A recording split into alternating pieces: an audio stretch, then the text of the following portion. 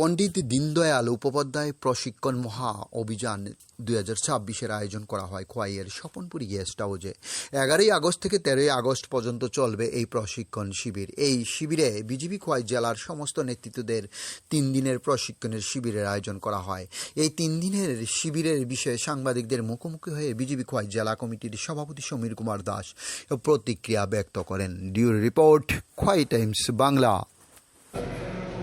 ভারতীয় জনতা পার্টি ত্রিপুরা রাজ্য কমিটির সিদ্ধান্ত অনুযায়ী গোটা ত্রিপুরার প্রতিটি জেলার সাথে আমাদের জেলা তো গতকাল থেকে শুরু হয়েছে। আগামীকাল পর্যন্ত আমাদের পণ্ডিত দীনদয়াল উপাধ্যায় প্রশিক্ষণ মহাভিযান শিবির অনুষ্ঠিত হতে চলেছে এবং খোয়াই স্বপ্নপুরী অতিথি নিবাসে। তো এখানে আমাদের 13টি সত্র হবে, যেটা আমরা ক্লাস বলি। 13টা ক্লাস হবে, 13 জন বক্তা এখানে এসে বক্তব্য রাখবেন।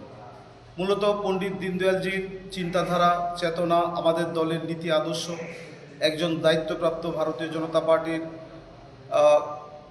দায়িত্ববান কার্যকর্তা হিসাবে কি কি করা উচিত এ বিষয়ে আমাদের মধ্যে প্রশিক্ষণ দেওয়া হয় এবং সেবা সংগঠন সুশৃঙ্খলভাবে দলীয় প্রচারকে সর্বব্যাপী সর্বস্পর্শী করবার জন্য এইভাবেই আমাদের প্রতি বছর সেখানে প্রশিক্ষণ হয়।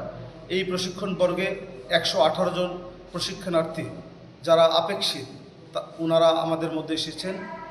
রাত্রেবেলাও এখানে থাকা হয় এবং সকালে যোগব্যায়াম হয় এবং প্রতিটি সত্রে আমরা সেখানে যারা বক্তা তাদের বক্তব্যকে নোট করি এবং সন্ধ্যায় আবার সাংস্কৃতিক অনুষ্ঠান হয়, নিজের কর্মীরা নিজেদের মধ্যে আলোচনা করেন।